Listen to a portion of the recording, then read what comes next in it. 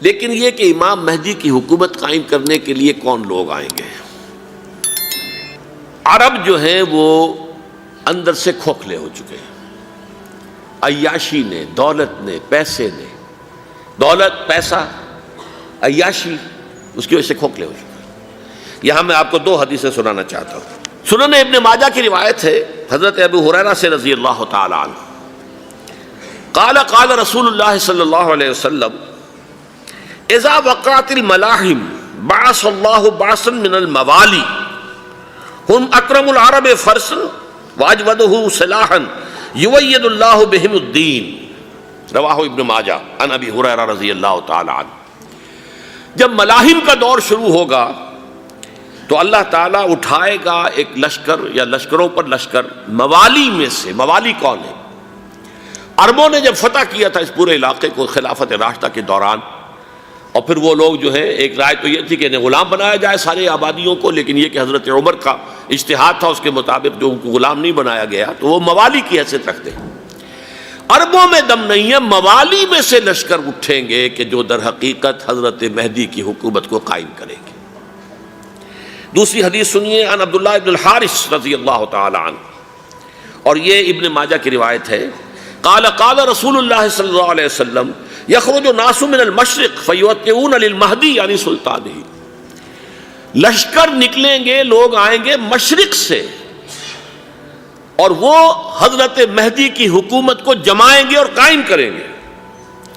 اب ذرا نوٹ کیجئے کہ جزیرہ نماء عرب کے مشرق میں کون سے ملک ہیں؟ تین: ایران، افغانستان، پاکستان۔ یہ تین سالڈ مسلم ممالک، مسلم آبادی اکثریت۔ ویسے تو یہ کہ آگے ہندوستان میں 20 کروڑ مسلمان ہیں، لیکن وہ 20 کروڑ جو ہیں وہ تو 80 کروڑ کے اندر تحلیل ہو جاتے ہیں غیر مسلموں میں، لیکن یہاں جو معاملہ ہے یہ غالب اکثریت کے۔ ان میں سے ایران کا معاملہ جہاں تک ہے، نمبر 1 یہ کہ وہ شیعہ عقائد کے حصار میں بند ہے، اس سے ادھر ادھر ہونا اس کے لیے ممکن نہیں۔ حدیث میں یہ بھی آتا کہ اصفہان سے 70,000 یہودی دجال کا ساتھ دیں گے۔ لیکن بہرحال خراسان ایک صوبہ ہے افغانستان کا اس وقت بھی، شمال مشرقی کونے میں، مجھے امید ہے وہاں سے خیر کی، کیونکہ خراسان کا لفظ وہاں پہ شامل ہے، اور حضور کی حدیث میں بعد میں آپ کو سناؤں گا کہ خراسان سے فوجیں چلیں گی جو یروشلم کو دوبارہ حاصل کریں گی، فتح کریں گی۔ جیسے پہلے یروشلم کھویا عربوں نے تھا، دوبارہ حاصل کیا تھا کرد نے، کرد خون صلاح الدین ایوبی رحمۃ اللہ علیہ، ایسے اب پھر عربوں نے کھویا ہے، لیکن لینے والے خراسان سے لشکر آئیں گے۔ یخرج من خراسان رایات سود لا یردها شیء حتی تنصب بإیلیا، خراسان کے علاقے سے کالے علم لے کر لشکر چلیں گے جن کے رخ کو کوئی موڑ نہیں سکے گا جب تک کہ وہ جا کر یروشلم میں نصب نہ ہو جائے۔ اس کے بعد نام آتا ہے پاکستان کا۔ یہ ہے میری اور آپ کی داستان، اور یہ ہے سبب جس کی وجہ سے کہ میں آپ سے یہ گفتگو کر رہا ہوں۔ اصل میں تو کس لیے؟ محض ایک علمی استفادہ، محض اپنی بات آراء کو ظاہر کرنے کا شوق نہیں، بلکہ یہ کہ اپنی ذمہ داری ہم پہچانیں کہ ہم کس مقام پر کھڑے ہیں۔ دیکھیے، اس پاکستان کے بارے میں یا ہندوستان کے بارے میں علامہ اقبال نے کہا تھا اپنے ترانہ ملی میں، میر عرب کو آئی ٹھنڈی ہوا جہاں سے، میرا وطن وہی ہے، میرا وطن وہی ہے۔ اور مجھے بتایا گیا کہ سنن ابی داؤد میں یہ روایت موجود ہے کہ حضور نے فرمایا کہ ہندوستان کی طرف سے مجھے ٹھنڈی ہوا آتی ہے، اگرچہ مجھے وہ حدیث ابھی نہیں ملی ہے، لیکن حزب التحریر کا ایک کارڈ مجھے ملا تھا، تو اس میں اس حدیث کا اور اس میں ابو داؤد کی روایت کا حوالہ موجود تھا۔ لیکن میں جو چیز آپ کو بتا چکا ہوں وہ یہ کہ الف ثانی کا پورا تجدیدی کارنامہ اس ہندوستان کی سرزمین میں ہوا۔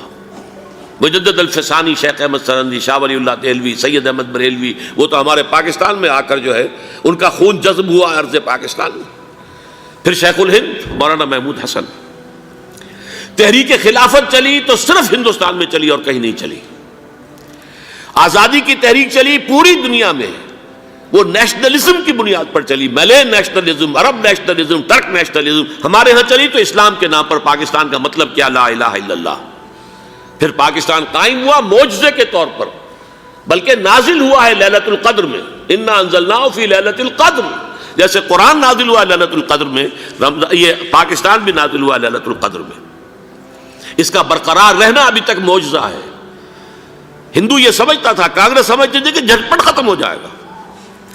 پھر یہ کہ اس کا قرارداد مقاصد کا پاس ہو جانا، مزید بھی اور اضافی دفعات دستور میں آ جانا، اب کمرشل انٹرسٹ کو ربا قرار دے کر حرام قرار دینا، یہ سارے لینڈ مارکس ہیں کہ جو اشارہ کر رہے ہیں کسی چیز کی طرف، معاملہ کدھر جا رہا ہے۔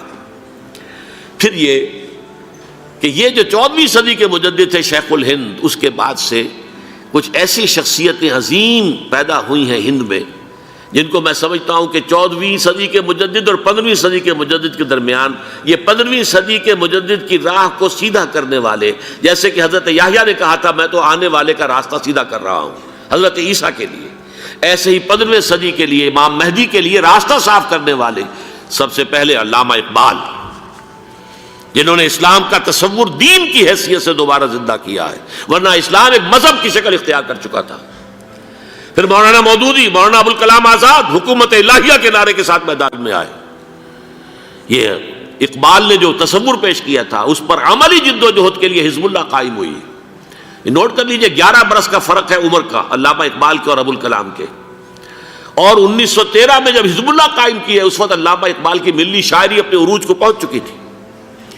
پھر یہ کہ علامہ اقبال کے بعد تعمیل جو ہے اس کام کی وہ ابوالکلام نے کی، لیکن روایتی علماء کی شدید مخالفت کی وجہ سے وہ بددل ہو کر چھوڑ گئے، کانگریس میں شامل ہو گئے، بساط جو ہے حزب اللہ کی انہوں نے لپیٹ دی۔ پھر مولانا مودودی آئے، انہوں نے وہ ڈور جو ہے اس کا سرا تھاما، جماعت اسلامی قائم کی حکومت الہیہ ہی کے قیام کے لیے۔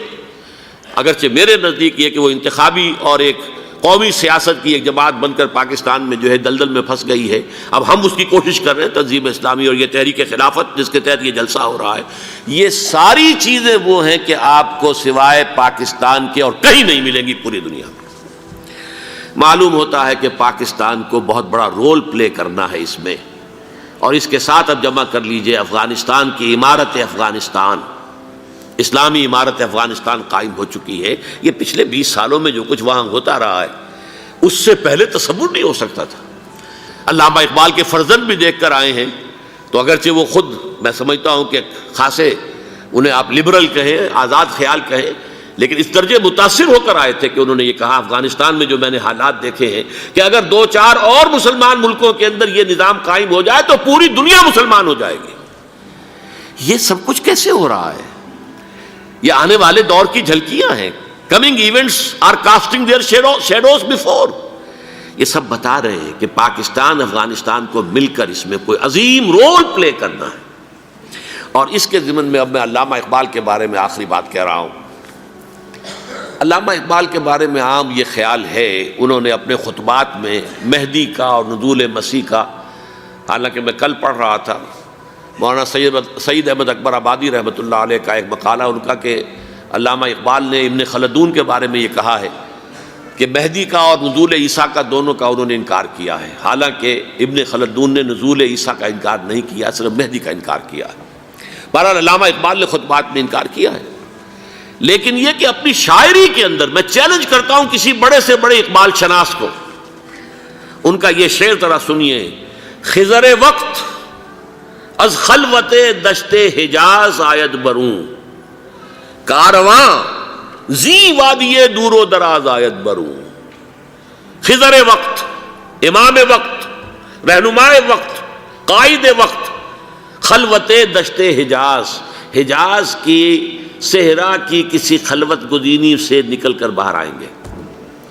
میں حیران ہوتا ہوں علامہ کے اس فکر پر اور اس مصرے پر۔ یہاں انہوں نے شیعہ اور سنی دونوں کے کانسیپٹ جمع کر دیے۔ شیعہ کا کانسیپٹ یہ چھپے ہوئے کسی غار میں وہاں سے برآمد ہوں گے، اور ہمارا کانسیپٹ میں ام سلمہ رضی اللہ تعالیٰ عنہ کی حدیث سنا چکا، چھپے ہوئے ہوں گے وہ وہاں پر، مدینے سے نکل کر آ کر مکے میں چھپ جائیں گے۔ اس خانہ جنگی کی حالت میں لوگ ان کی طرف دیکھ رہے ہوں گے، سوچتے ہوں گے انہیں میدان میں آنا چاہیے، کوئی پارٹ پلے کرنا چاہیے، امت کی رہنمائی کرنی چاہیے، لیکن وہ چھپیں گے، وہ کارہ ہوں گے، وہ اس ذمہ داری کو قبول نہیں کرنا چاہیں گے، جا کے چھپ جائیں گے مکے میں، وہاں سے مکے والے انہیں نکالیں گے، اور وہ کارہ ہوں گے، انہیں بالکل یہ پسند نہیں ہوگا کہ یہ ذمہ داری اٹھائیں۔ تو خضر وقت از خلوت دشت حجاز آیت بروں، کارواں زی وادی دور و دراز آیت بروں۔ کارواں جو چلے گا ان کی مدد کے لیے اس وادی دور و دراز، اس عظیم وادی دور و دراز، یہ وادی سندھ ہے۔ وادی سندھ جو ہے ہم سمجھتے ہیں کہ صرف یہ پاکستان اور پنجاب جو ہے یہ اس میں شامل ہے، سندھ اور پنجاب نہیں، افغانستان کا پورا مشرقی علاقہ اس میں شامل ہے۔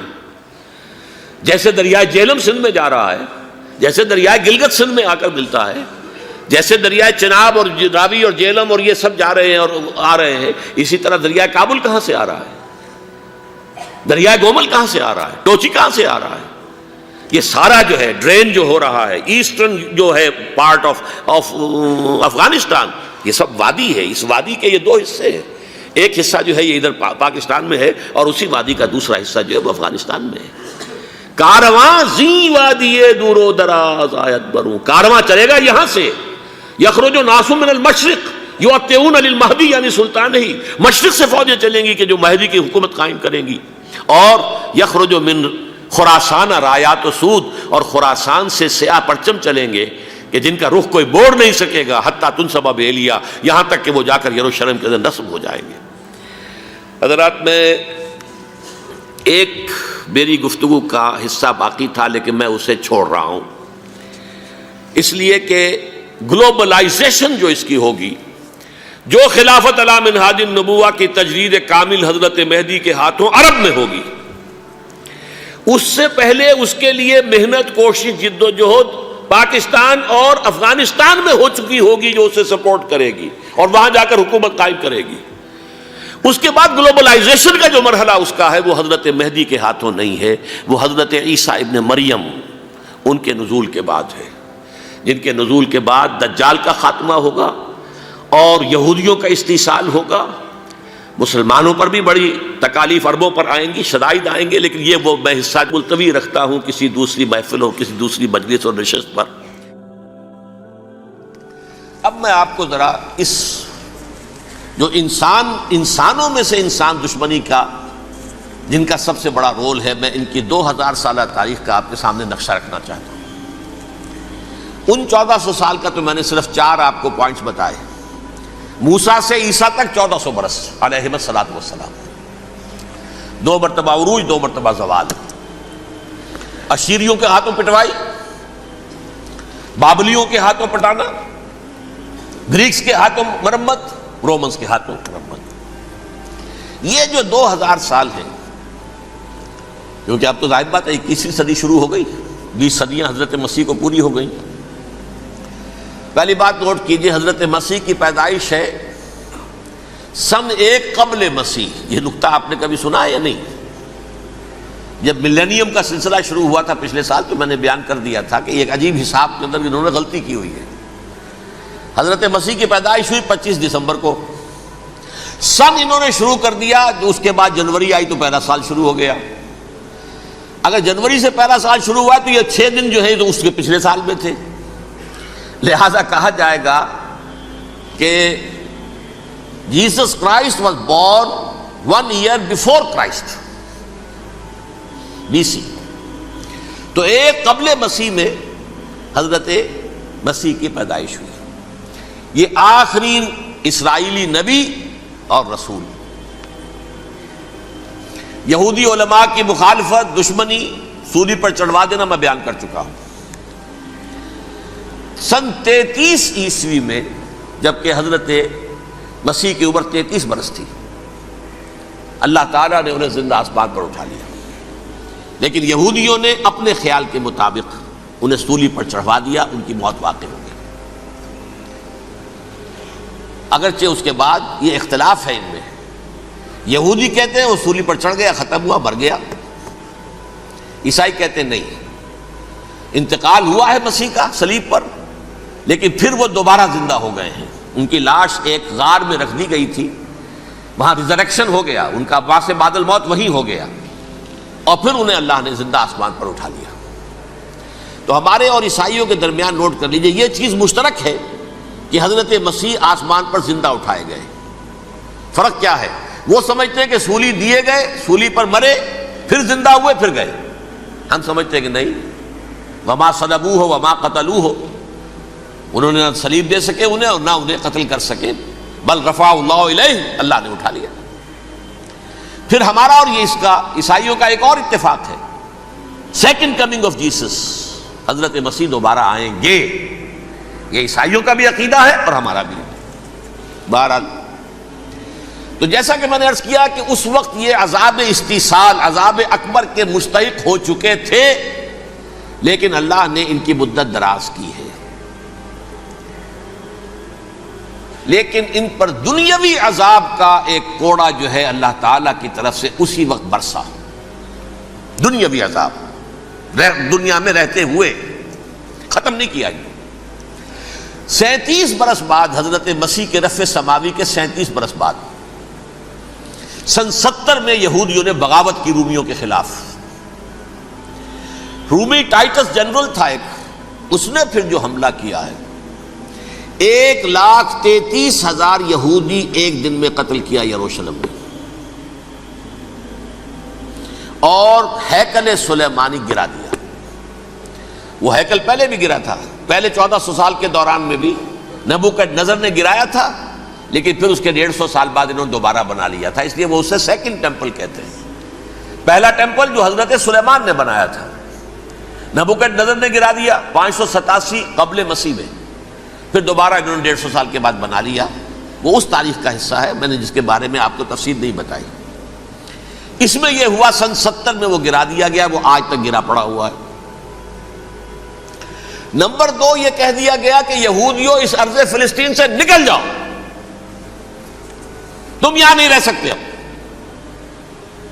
لہذا جس کا جہاں سینگ سمایا چلا گیا، یورپ میں چلے گئے، ایشیا میں آ گئے، عرب میں آ گئے، یہ 3 قبیلے جو رات بھی میں نے عرض کیا تھا، بنو قینقاع، بنو نذیر اور بنو قریظہ، یہ وہاں سے آ کے مدینے میں آباد ہو گئے، جس کا جہاں سینگ سمایا، افریقہ میں، ہندوستان میں، جہاں چلے گئے۔ ڈایاسپورا اسے کہتے ہیں، وہ آپ نوٹ کر لیجیے اس لفظ کو، ڈایاسپورا، ہمارا دور انتشار، جبکہ ہمیں ہماری اصل سرزمین تو فلسطین ہے، حضرت ابراہیم کا مسکن، حضرت اسحاق، حضرت یعقوب کا مسکن فلسطین، یہ ہے ہماری اصل جاگیر، یہ تو ہماری جدی پشتی جاگیر ہے، لیکن یہاں سے نکال دیے گئے سن 70 عیسوی میں، اور وہاں سے لے کے 1917 تک ان کا ڈایاسپورا جاری رہا۔ یہ دور انتشار ہے۔ اس دور انتشار کے اب چند حصے ہیں جس کو میں چاہتا ہوں کہ آپ علیحدہ علیحدہ سمجھ لیں۔ دور انتشار کا جو پہلا جو ہے تقریباً 300 برس، رومی حکمران تھے، وہ یہودیوں کے بھی دشمن تھے اور عیسائیوں کے بھی دشمن تھے، عیسائی اور یہودی ایک دوسرے کے بھی دشمن تھے، لیکن رومی سمجھتے تھے کہ یہ ایک ہی تھیلی کے چٹے بٹے ہیں۔ رومیوں کے نزدیک عیسائی بھی یہودیوں ہی کا ایک فرقہ تھے، کوئی علیحدہ مذہب تو تھا ہی نہیں۔ لہذا رومی جو ہیں رومنز، وہ ان دونوں کو ستاتے تھے، مارتے تھے، اور یہ آپس میں لڑتے تھے، یہودی عیسائیوں کو مارتے تھے، عیسائی یہودیوں کو مارتے تھے۔ یہ ہے 300 برس تک کی تاریخ۔ سن 300 عیسوی میں کیا ہوا؟ ایک معجزہ ہو گیا۔ بہت عظیم ایمپرر کانسٹینٹائن، قسطنطین اعظم، رومن ایمپررز میں سے بہت بڑا ایمپرر، وہ عیسائی ہو گئے۔ اب تو معاملہ بالکل تلپٹ ہو گیا، پوری سلطنت عیسائی ہو گئی۔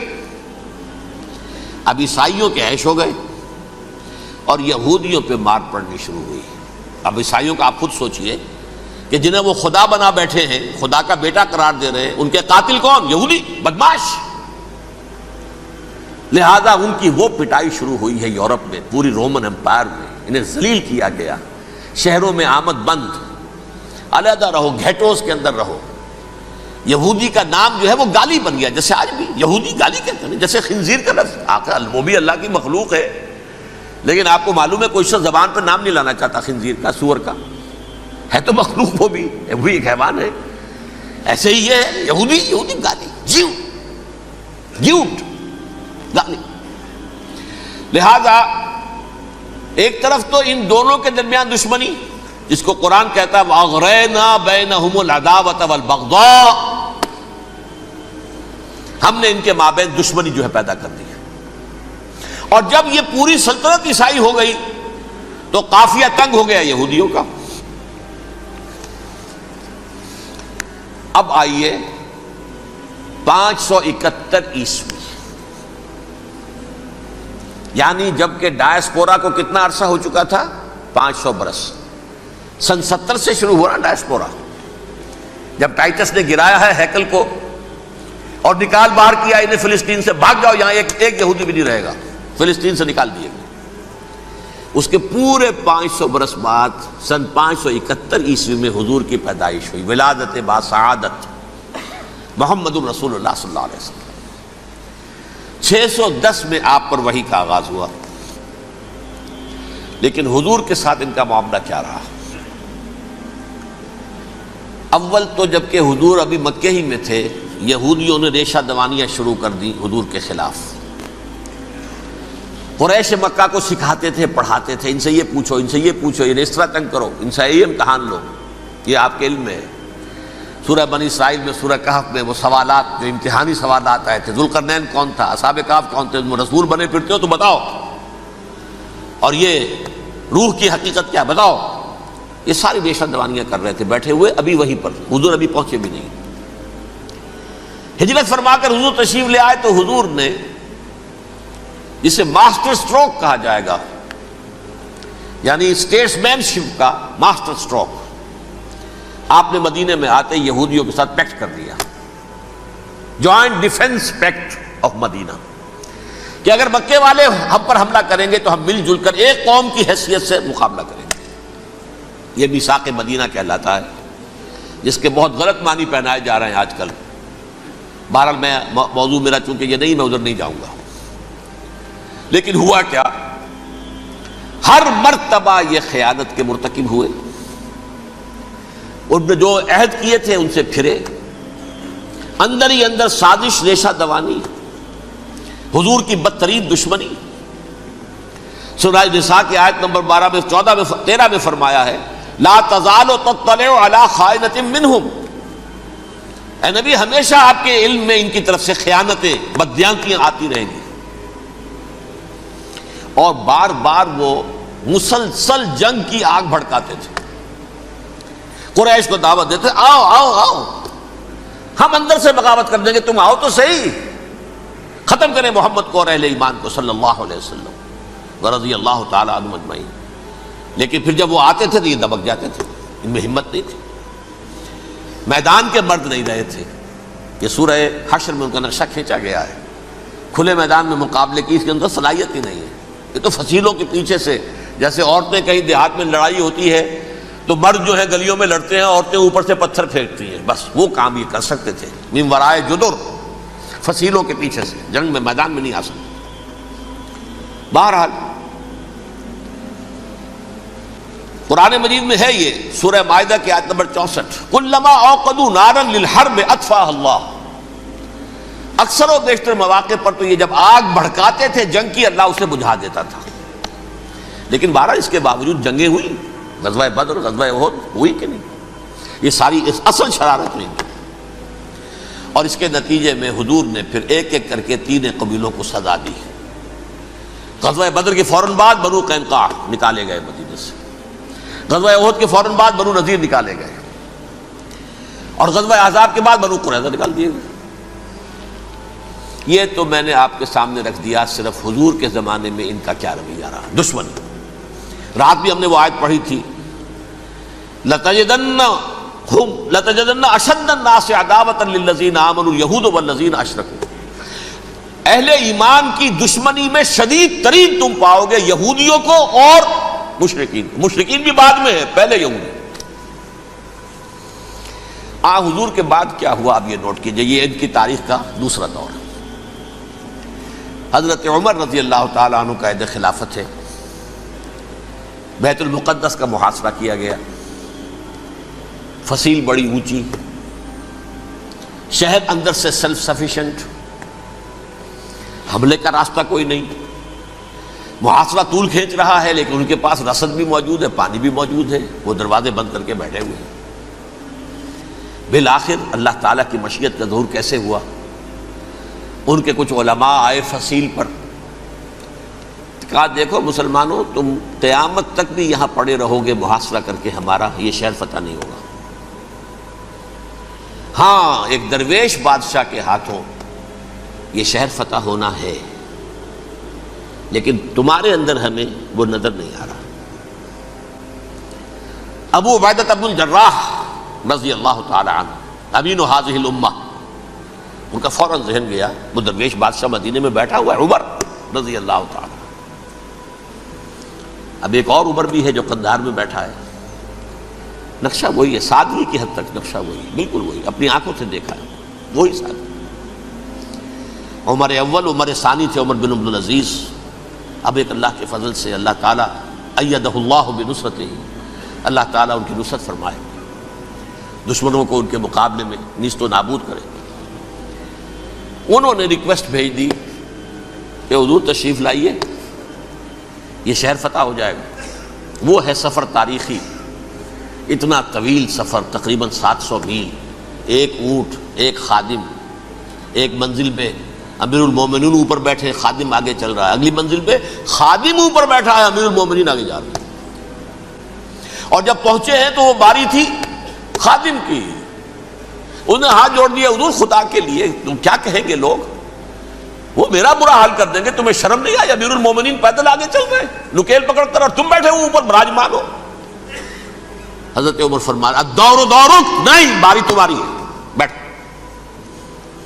اس حال میں پہنچے ہیں، اور پھر یہ کہ ابو عبیدہ بن الجراح آئے ہیں، استقبال کیا ہے تو دیکھا ہے اس حال میں چلے آ رہے ہیں، عمر نکیل پکڑے ہوئے چلے آ رہے ہیں، اور کہتے ہیں کہ کہیں کیچڑ ویچڑ تھا، جوتے خراب ہو گئے تھے، وہ بھی اتار کے ہاتھ میں پکڑے ہوئے، کپڑے تو تھے ہی پھٹے ہوئے۔ انہوں نے کہا بھی حضرت ابو عبیدہ نے، دیکھیے یہ بڑا متمدن ملک ہے، بڑا مہذب علاقہ ہے یہ، آپ ذرا حلیہ اپنا دوست فرما لیں تب جا کے پیش کروں، ہم آپ کو کریں گے۔ آپ نے فرمایا نحن قوم اعزنا اللہ بالاسلام، ہم وہ قوم ہیں جنہیں اللہ نے عزت دی ہے اسلام کے ذریعے سے، کپڑوں کے ذریعے سے نہیں، دولت کے ذریعے سے نہیں۔ اسی حال میں گئے ہیں، اوپر سے انہوں نے کھڑے ہو کر نشانیاں دیکھی ہیں، اپنی کتابیں کھولی، ہاں یہ وہی ہے، اچھا لو جی سرنڈر، شہر تمہارے ہاتھ میں۔ خون کا ایک قطرہ نہیں بہا اور بیت المقدس فتح ہو گیا۔ لیکن اس وقت حضرت عمر نے ایک نرمی یہ کی کہ یہودیوں کے لیے بھی اسے اوپن سٹی قرار دے دیا۔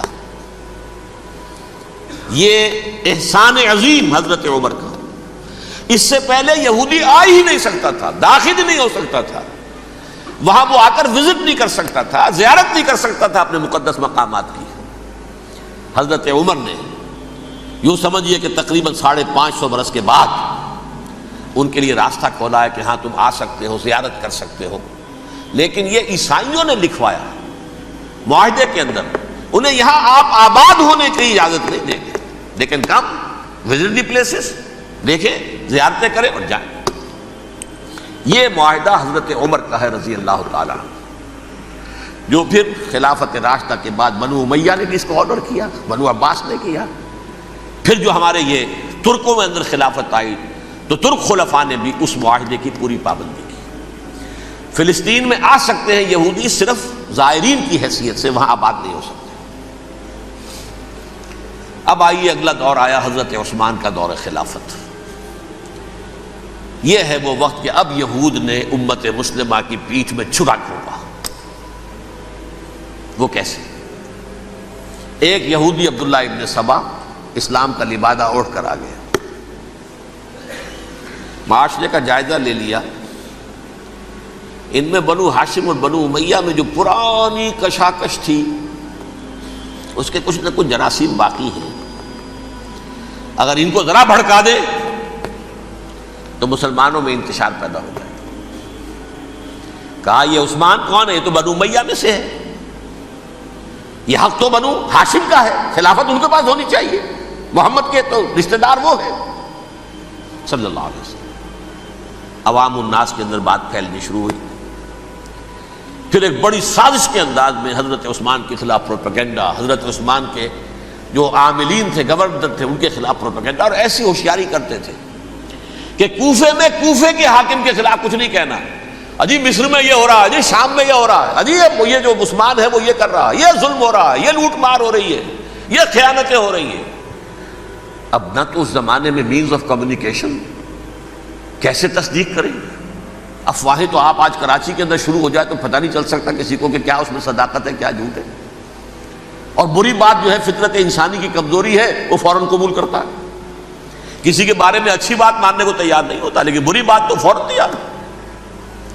بہرحال یہ فتنہ انہوں نے اٹھایا، حضرت علی کی الوہیت کا فتنہ اٹھایا، حضرت عثمان کے خلاف الفتنۃ الکبریٰ برپا کیا، حضرت عثمان شہید ہوئے. اس کے بعد 5 برس تک مسلمان ایک دوسرے کی گردنیں کاٹتے رہے، باہمی خانہ جنگی ہوئی. امت کو وہ زخم لگایا ہے جو آج تک جس سے خون رس رہا ہے. یہ شیعان عثمان اور شیعان علی تھے جو بعد میں پھر سنی اور شیعہ ہو اور آج تک ہے. فتنہ کس نے جگایا؟ ایک عبداللہ ابن سبا یہودی اور اس کے کارندے، شیطان کا ایجنٹ، اور انسانوں میں سے بھی اس کے جو بھی حواریین تھے اور شیطانوں کے اندر سے بھی تھے، انہوں نے بھی اس آگ کو بھڑکایا. یہ آپ سوچ لیجئے کہ یہ کس نے وہ زخم لگایا؟ یہودی.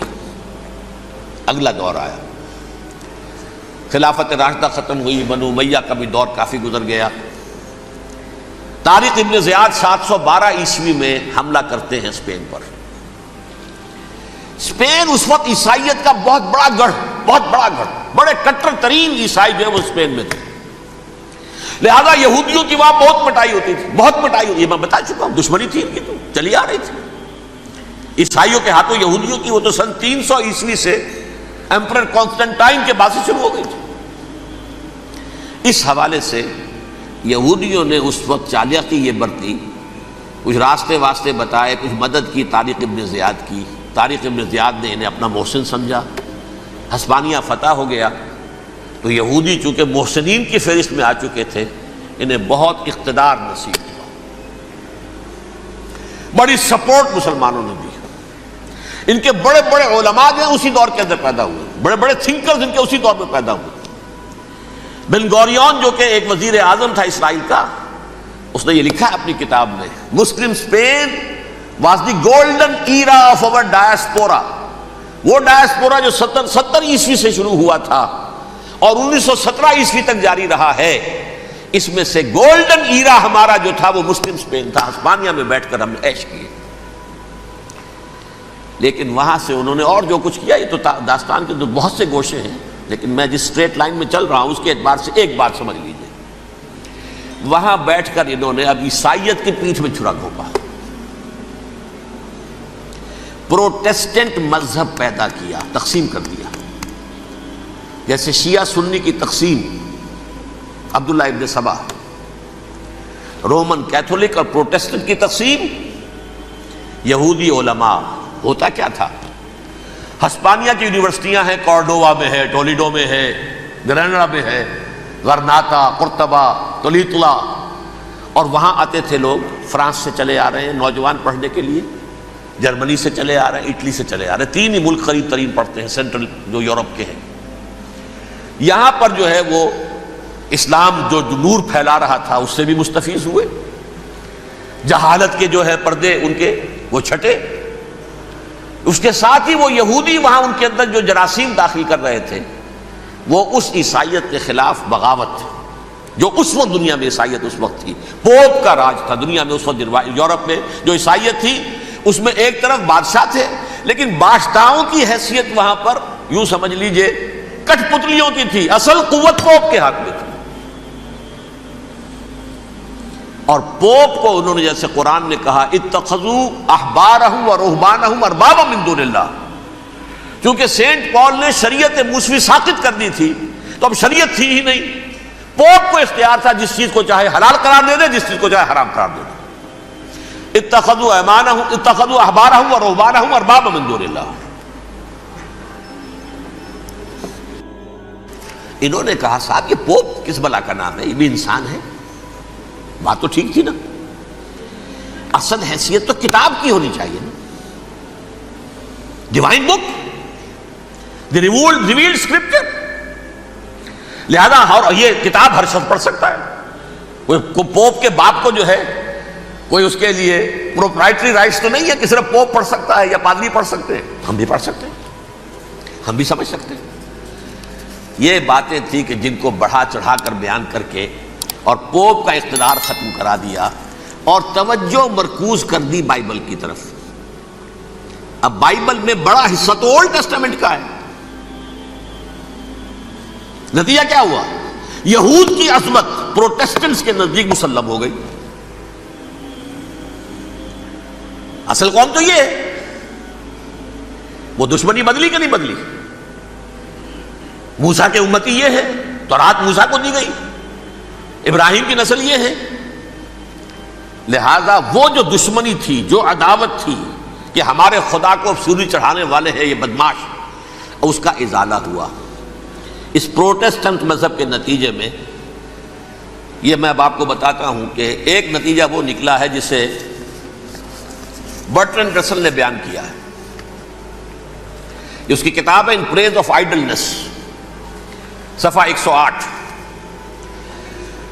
وہ لکھتا ہے دی Christians retaining the Judaic belief in a special revelation added to it the Roman desire for worldwide domination and the Greek taste for metaphysical subtleties. The combination produced the most fiercely persecuting religion that the world has yet known.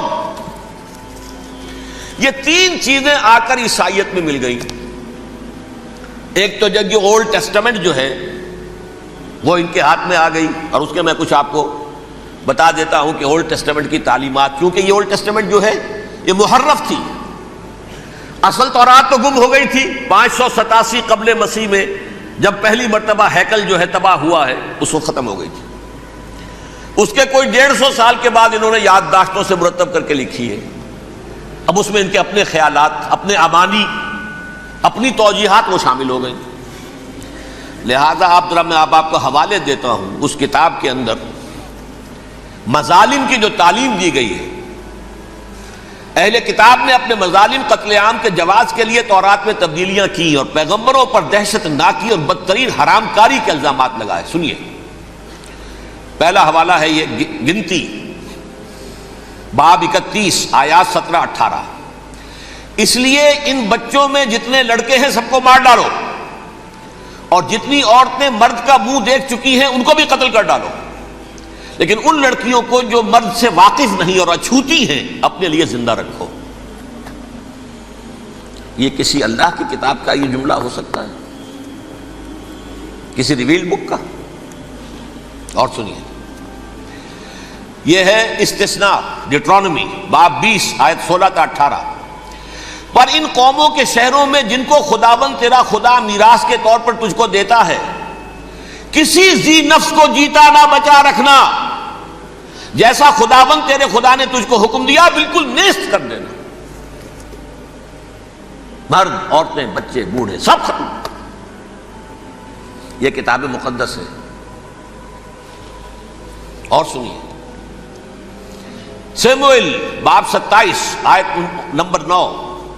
اور داؤد نے اس سرزمین کو تباہ کر ڈالا اور عورت مرد کسی کو جیتا نہ چھوڑا۔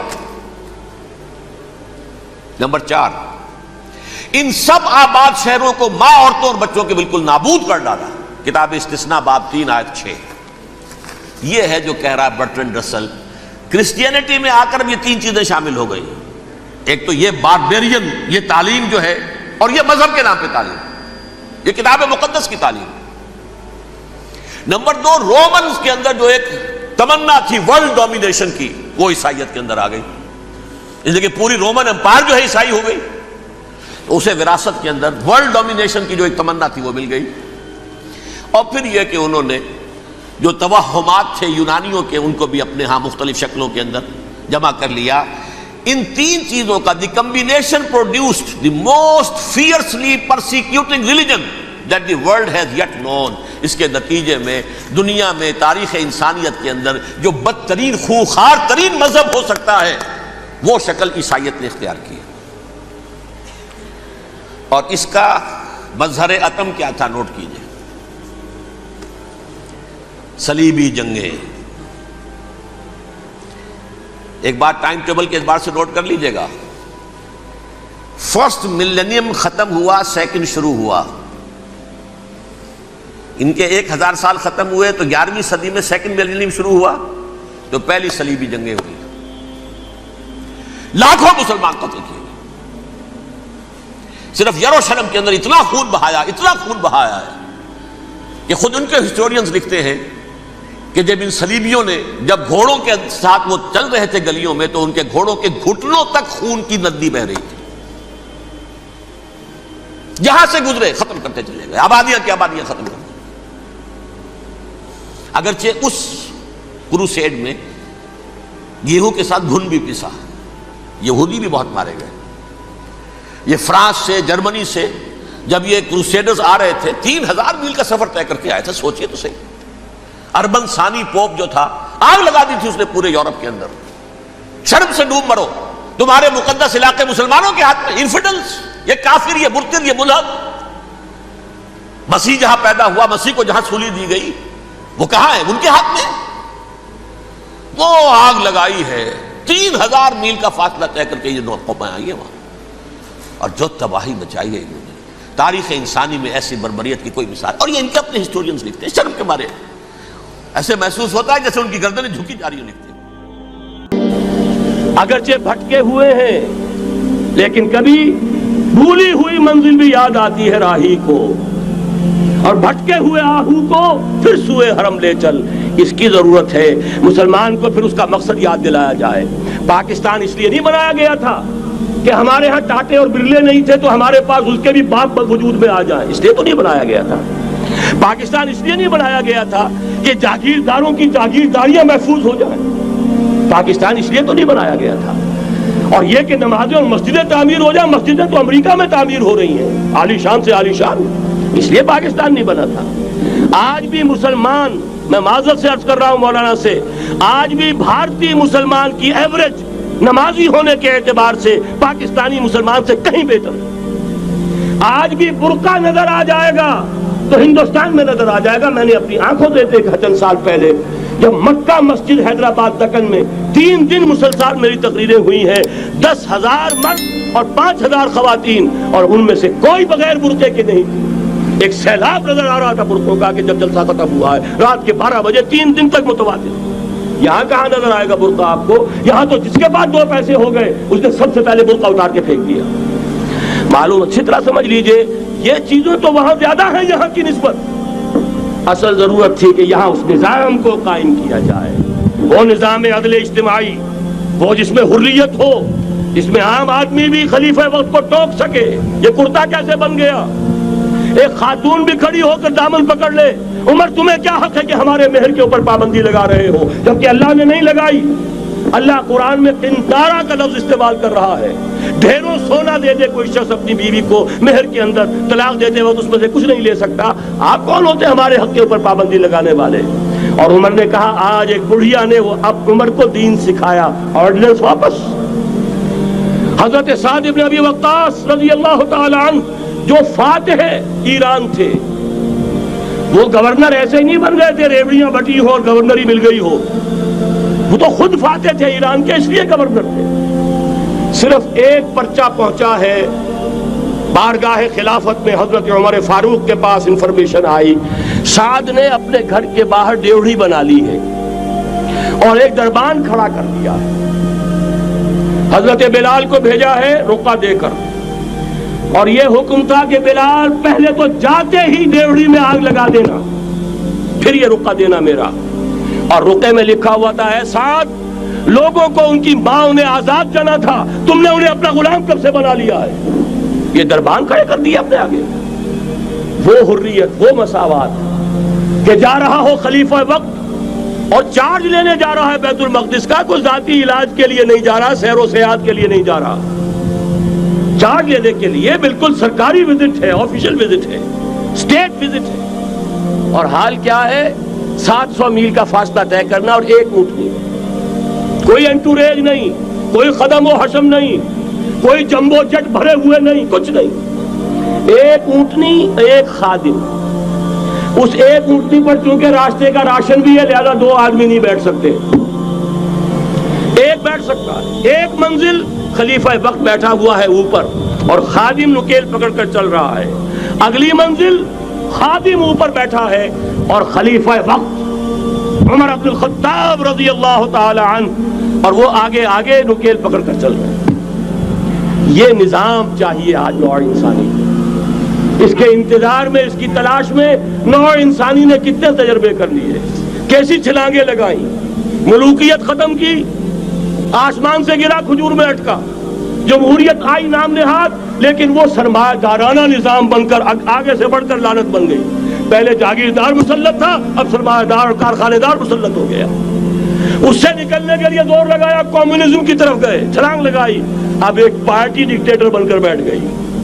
انسان رست از یک بنتا افتاد در بندے دیگر، ایک چیز سے غلامی سے نجات پاتا ہے، دوسری میں پھنس جاتا ہے۔ اور کیوں؟ کہ وہ نظام عدل اجتماعی جو محمد عربی کو دے کر بھیجا گیا تھا، اس کے کسٹوڈین سوئے ہوئے، اس کے کسٹوڈینز کو اندازہ ہی نہیں۔ یہ نسخہ تو ہمارے پاس تھا، ہمیں عمل کرنا تھا اور دنیا کے سامنے پیش کرنا تھا۔ پاکستان بنایا اس لیے گیا تھا کہ ہم اس کا ایک نمونہ دنیا کے سامنے پیش کریں گے۔ قائد اعظم نے فرمایا تھا کہ ہم یہ چاہتے ہیں کہ پاکستان کی صورت میں عہد حاضر میں اسلام کے اصول حریت و اخوت و مساوات کا ایک نمونہ قائم کر کے دکھائیں۔ کہاں ہے وہ؟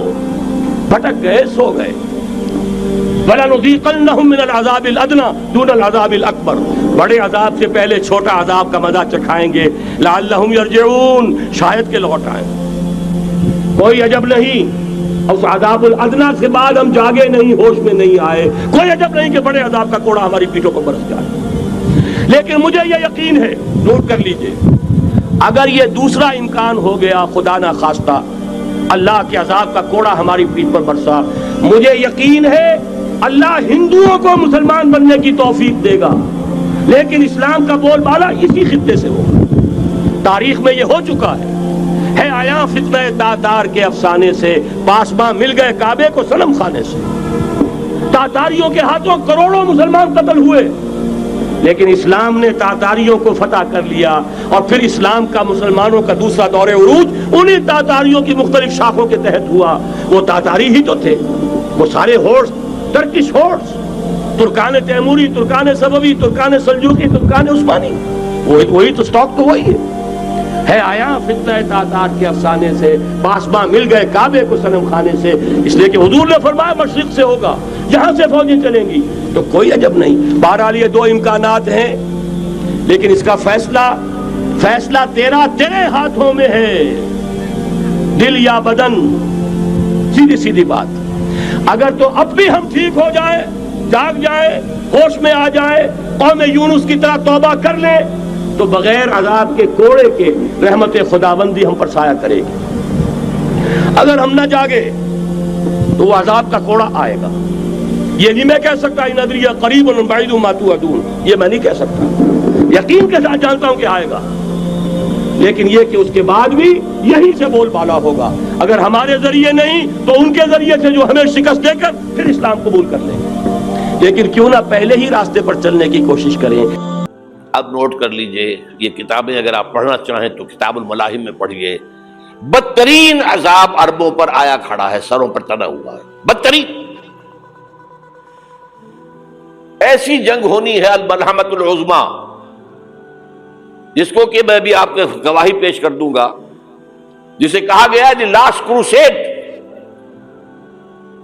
بش نے بھی کروسیڈ کا لفظ بول دیا تھا، پھر واپس لیا اس نے۔ نکل جاتی ہے جس کے منہ سے سچی بات مستی میں، فقیہ مصلحت بین سے وہ رندے بادہ خار اچھا، کروسیڈ کہہ کر پھر واپس لیا۔ یہ کروسیڈ، اس کے اوپر جس قدر نقصان ہونا ہے عربوں کا، گریٹر اسرائیل بنے گا، یہ عراق، شام، اردن، سعودی عرب کا کچھ شمالی علاقہ، ترکی کا جنوبی علاقہ، مصر کا صحرائے سینا، اور اس کے ساتھ ہی جو بہترین اس کا زرخیز ترین علاقہ ڈیلٹا آف نائل، یہ سب یہودیوں کے قبضے میں جائیں گے۔ اس کو حدیث میں کہا گیا الملحمۃ العظمیٰ۔ عیسائی 80 علم لے کر اے مسلمانوں تم پر حملہ آور ہوں گے، اور ہر علم کے نیچے 12,000 فوج ہوگی، 9.5 لاکھ فوج۔ یہ نیٹو کی تیاری کس کے لیے ہو رہی ہے؟ جب یو ایس ایس آر کا خاتمہ ہوا تو پوچھا گیا تھا نیٹو چیف سے، اب کس لیے؟ تمہارا وہ دشمن تو ختم ہو گیا، اب ہمیں اسلامک فنڈامنٹلزم سے نمٹنا ہے۔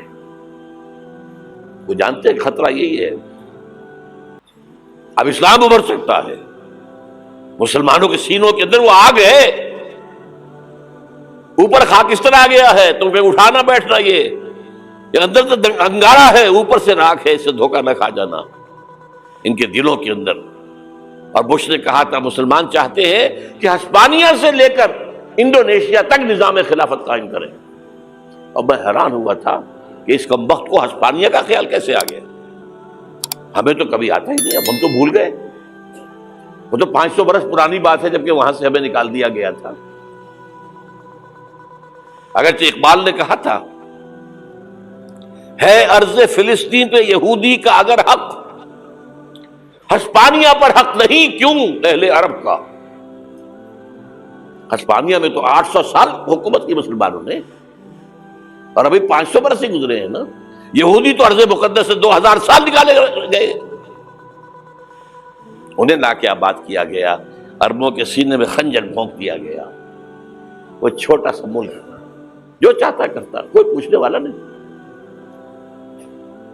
امریکہ جیسے اپنے بیٹے کی حفاظت کرے ویسے کرتا اس کی. اور حضور نے فرمایا ہے وہ جنگ جب ہوگی تو ایک باپ کے اگر 100 بیٹے ہوں گے تو 99 ختم ہو جائیں گے، ایک بچے گا. یہ حدیث ہے، حدیث ہے صحیح. اور آپ نے فرمایا ویل للعرب من شر قد اقترب.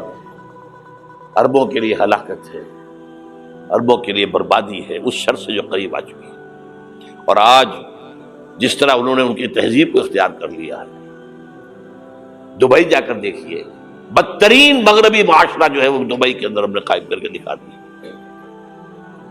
اب سعودی عرب اس راستے پر بڑھ رہا ہے. اور اس کے بعد نمبر 2 پر جو ہے ہم پاکستانی ہیں. لیکن میں اس کے وہ پہلی بات جو کہہ رہا ہوں وہ تو یقینی ہے، اس میں تو احادیث صحیحہ موجود ہے. اگرچہ اس کے بعد پانسا پلٹے گا، پھر حضرت مہدی کا ظہور ہوگا، حضرت عیسیٰ کا نزول ہوگا، اور وہ گریٹر اسرائیل گریٹر گریو یارڈ بنے گا یہودیوں کا. ایک ایک یہودی قتل ہوگا اور دفن ہوگا. یہ بات میں ہونا ہے، میں پہلی بات پرس کر رہا ہوں. وہ پانسا پلٹے گا جب پلٹے گا. ابھی جو سامنے ہے وہ کیا ہے؟ جس ملحمۃ العظمیٰ کہا حضور نے، جسے آرمگیڈون کہتے ہیں عیسائی. آرمگیڈون کی اگر کہیں جا کر آپ دیکھیں گے، آپ ڈکشنری میں مانی تو کیا لکھا ہے؟ A very big war which will be fought between the forces of evil and good before the end of this world. اس دنیا کے خاتمے سے پہلے خیر اور شر کی قوتوں کے درمیان بہت بڑی جنگ ہوگی. ارمجدون اسے کہتے ہیں عربی میں، اور آرمگیڈون اسے کہتے ہیں انگریزی کے اندر. اور یہ بائبل کی آخری کتاب کے اندر ہے، جو اس میں کہ مکاشفات یوحنا، ریولیشنز آف سینٹ جان. یہ تو میں کہہ رہا ہوں یقین کے ساتھ، اور زیادہ دور نہیں ہے، آیا چاہتا ہے.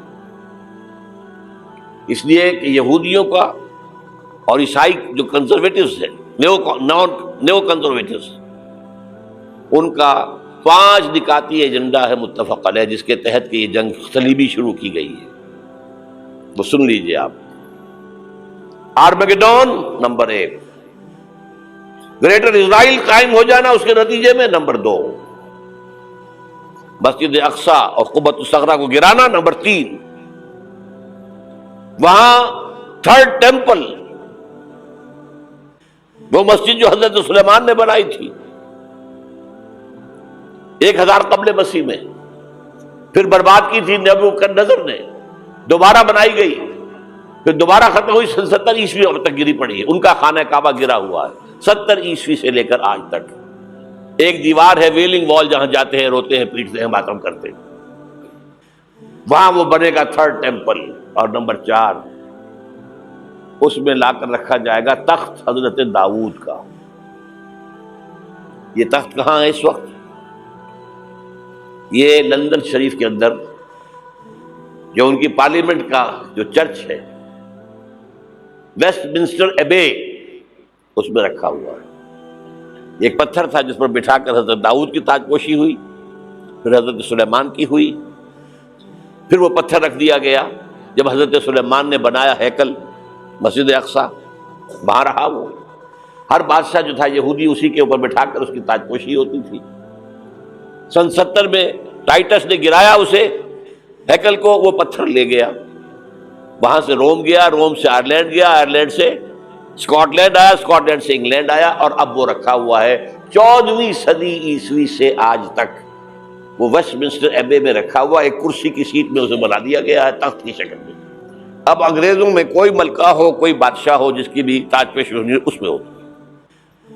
یہ لا کر رکھا جائے گا تھرڈ ٹیمپل میں، اور اس پر یہودیوں کے خیال کے مطابق ان کا مسیحا آئے گا جو مسیح دجال ہوگا. عیسائیوں کے خیال کے مطابق حضرت عیسیٰ آئیں گے، وہ ہمارا بھی خیال ہے حضرت عیسیٰ آئیں گے علیہ السلام. بہرحال یہ تو بات کی باتیں ہیں نا. اس وقت جو میں عرض کر رہا ہوں عربوں پر بہت بڑا عذاب، اور پاکستان کا معاملہ البتہ یہ ہے، میں یقین سے نہیں کہہ سکتا. ہینگنگ ان دی بیلنس، ہو سکتا ہے اللہ تعالی ہم پر رحم فرمائے، ہو سکتا ہے، اگرچہ اس کی کچھ شرائط ہوں گی. چمن کے مالک اگر بنا لیں موافق اپنا شعار، اب بھی چمن میں آ سکتی ہے پلٹ کر چمن سے روٹھی بہار، اب بھی ہو سکتی ہے. اور یہ بھی ہو سکتا ہے کہ اللہ تعالیٰ نے معجزانہ طور پر ہمیں ملک دیا، ہم نے اللہ سے بدعہدی کی، وعدہ خلافی کی، غداری کی، لہذا سزا دی جائے اور ہم سے یہ ملک چھین لیا جائے. It's just possible. دور نہ سمجھے اسے، انہونی بات نہ سمجھے. جو گھیراؤ ہو رہا ہے آپ کے مغرب میں نیٹو فورسز اور مشرق میں بھارتی فورسز گدھوں کی طرح بیٹھے ہوئے انتظار کر رہے ہیں پاکستان اور ڈسٹیبلائز ہو جائے، یہاں اور بدامنی ہو جائے. اب لاہور میں پھر آج دھماکے ہو گئے ہیں. 2 دن پہلے کا دھماکہ میں سہ کے آیا ہوا ہوں، آپ کے سامنے بیٹھا ہوں. وہ جانیں بچی ہیں جو ہماری اکیڈمی کا حشر ہوا، میں آپ کو نہیں بتا سکتا. یہ سارا کیوں ہو رہا ہے؟ تاکہ یہاں بدامنی ہو جائے اور ہمیں جواز مل جائے. مغرب سے نیٹو فورسز داخل ہو جائیں، مشرق سے بھارتی فورسز آ جائیں اور ہمارے ایٹمی دانت توڑ کر اور پھر ہمیں بھارت کے سامنے ڈال دیا جائے. نو ڈو ایز یو لائک. یہ ان کا نقشہ ہے. ہوگا کیا وہ اللہ جانتا ہے، ہوگا وہ جو اللہ چاہے. لیکن اللہ کا چاہنا جو ہے وہ کس پر منحصر ہے؟ یہاں انقلاب برپا کرو، یہاں اسلام لاؤ. اگر دھندوں میں لگے رہو گے تو وہ خود بخود نہیں آ جائے گا انقلاب. صحابہ نے جانیں دی تھی، کتنی تکلیفیں اٹھائی تھی. 12 برس تک مکی دور کے اندر با نشہ درویشی در ساز و دمادم زن، جو پختہ شبی خدرا بر سلطنت جم سن. یوم طائف یاد ہے جو حضرت عائشہ فرماتی ہے کہ میں نے پوچھا تھا حضور سے کہ یوم احد سے زیادہ سختی بھی آپ پر کبھی آئی؟ یوم احد پر کیا ہوا تھا؟ تلوار کا وار پڑا تھا آپ کے چہرہ مبارک. یہ جو رخسار کی ہڈی ہے اس کے اندر وار گیا ہے. اوپر خود کی 2 کڑیاں تھیں، وہ اس میں گھس گئیں. 2 دندان مبارک شہید ہوئے. وہ خود کی کڑیاں ایک صحابی نے اپنے دانتوں سے پکڑ کر کھینچنے کی کوشش کی، دانت نکل گئے، وہ نہیں نکلی. کیا جتن کر کے نکالی گئی ہوگی تو خون کا فوارہ آیا. اتنا خون گیا ہے کہ آپ بے ہوش ہو گئے، گر گئے. اور مشہور یہ ہو گیا کہ آپ کا تو انتقال ہو گیا، شہادت ہو گئی. یہ سیرت کبھی پڑھی ہے؟ حضرت عائشہ کے ہوش کا تو یہی دور تھا نا. یوم طائف میں جو آپ کی کیا تھی، بچی تھی، انہیں کیا پتا کیا ہو رہا ہے حضور کے ساتھ. 3 دن تک حضور مکے کی گلیاں اور وہاں کے اوباش لوگ پتھراؤ کر گئے تھے اس امید میں کہ شاید وہاں کا کوئی سردار ایمان لے آئے. تو یہاں تو ابو طالب بھی فوت ہو گئے. یہی دنیاوی سہارا تھا، خاندانی سہارا تھا ابو طالب کے ذریعے. اور گھر میں ایک دلجوئی کرنے والی رفیقہ حیات تھی، وہ بھی، ان کا بھی انتقال ہو گیا. آپ نے کہا یہ عام الحزن ہے. اب تو سب کو طے ہو گیا قریش کو کہ اب جیسے قتل کر دو ان کو. اسی لیے آپ گئے طائف. شاید وہاں کا کوئی بڑا سردار مانے ایمان لے آئے مجھ پر تو میں اپنا مرکز ادھر شفٹ کر دوں. تینوں سے ملے ہیں، تینوں نے وہ جواب دیے ہیں، نکل جاؤ یہاں سے. میں تمہارے ساتھ بات بھی کرنے کو تیار نہیں. اچھا تمہارے سوا کوئی نہیں ملا تھا اللہ کو نبی بنا کر بھیجنے کے لیے؟ دیکھو جاؤ، میں بات نہیں کرنا چاہتا، ہو سکتا ہے میں بے عزتی کر بیٹھوں، اور واقعی تم اللہ کے نبی ہو تو میں مارا جاؤں گا، جاؤ جاؤ جاؤ. یہ سلوک محبت کے ساتھ ہوا ہے. اور پھر چھوکروں کو، اسٹریٹ ارچنز جنہیں آپ کہتے ہیں، اشارہ کیا تھا خبر لو ان کی، پتھراؤ ہو رہا ہے. ساتھ کوئی ہے ہی نہیں، ایک آدمی صرف، زید ابن حارثہ. اب سامنے سے پتھر آ رہے ہیں تو حضرت زید آگے آ جاتے ہیں، ڈھال بنتے ہیں، مجھے لگے پتھر حضور کو لگے، آپ پیچھے سے آ رہے ہیں. چاروں طرف سے تو ڈھال نہیں بن سکتا ایک شخص، جسم لہو لہان، خون جا کر جوتیوں میں جم گیا ہے، جوتی اتر نہیں. پھر وہاں سے واپسی پر جو دعا مانگی ہے، اوف،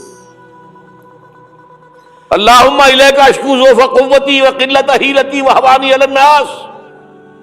اے اللہ تیری جناب میں فریاد لے کر آیا ہوں اپنے قوت کی کمی کا، اپنے وسائل کی کمی کا، اور جو ذلت و خواری ہو رہی ہے لوگوں کے سامنے. الا ملتقنونی، مجھے کس کے حوالے کر دیا ہے؟ الا بعیدی یتجہمونی، یہ میرے اوپر ہجوم کر کے آ جائے، حملہ کرے. اور عدو من لگتا امرے، یہ دشمن کے حوالے میرا معاملہ کیا، جو چاہے کر دے وہ. لیکن پھر عبدیت غالب آتی ہے. ان لم یکن علی غضبک فلا ابالی، اللہ اگر تو ناراض نہیں ہے تو مجھے کوئی پرواہ نہیں. سر تقسیم خم ہے جو مزاج یار میں آئے، مجھے اندیشہ یہ ہے کہ تو ناراض تو نہیں ہوگی. یہ تکلیفیں جھیلی ہے. سینکڑوں صحابہ نے جانوں کا نذرانہ پیش کیا ہے. احزاب کی جنگ میں فاقوں پر فاقے ہو رہے تھے، اور ان فاقوں کی حالت میں خندق کھودنے کا حکم ملا ہے. لوگوں کی کمریں دوہری ہو رہی ہیں، پتھر باندھے ہیں اپنے پیٹوں سے، اپنے چادروں کے ساتھ کس کر کمر دوہری نہ ہو جائے. اور جب صحابہ کدالیں چلا رہے ہیں تو کیا کہہ رہے ہیں؟ نحن الذین بایعوا محمدا علی الجہاد ما بقینا ابدا، اللہم لا عیش الا عیش الاخرہ. صحابہ کہتے تھے ہم وہ لوگ ہیں جنہوں نے محمد سے بیعت کی ہے کہ جہاد کرتے رہیں گے جب تک جان میں جان نکل جائے تو بات اور، جان ہے، چاہے ابھی بھوک سے کمر دوڑی ہوئی جا رہی، جان تو ہے. اور ایک دفعہ کہتے تھے اللہم لا عیش الا عیش الاخرہ، اللہ عیش زندگی تو آخرت کی زندگی ہے. اور حضور فرماتے تھے، حضور کے بیٹھے ہوئے نہیں تھے گاؤں تکیہ لگا کر، پتھر اٹھا کر خندق میں سے لے جا کے باہر پھینک رہے تھے. جب صحابہ کہتے ہیں اللہم لا عیش الا عیش الاخرہ، حضور فرما رہے ہیں فاغفر للانصار والمہاجرہ، اے اللہ ان انصار اور مہاجرین کی مغفرت فرما دے. پھر حضور کی خدمت میں کچھ لوگ آئے، حضور اب یہ فاقہ ناقابل برداشت ہو گیا، دیکھیے ہم نے یہ پتھر باندھے ہوئے اپنے پیٹوں کے ساتھ. حضور نے کرتا اٹھا کر دکھایا، وہاں 2 پتھر باندھے ہوئے. یہ ہے سیرت النبی. آپ کس چیز کو سیرت النبی سمجھتے ہیں؟ بہرحال اس موضوع پر میری ایک کتاب ہے منہج انقلاب نبوی، کہ انقلاب کیسے آیا تھا. اگر دل میں ذرا بھی آرزو پیدا ہو گئی ہو کہ اللہ قبول کر لے مجھے قبول کر لے اس کام کے لیے، تو وہ کتاب آپ کے لیے مسٹ ہوگی، اس کا پڑھنا.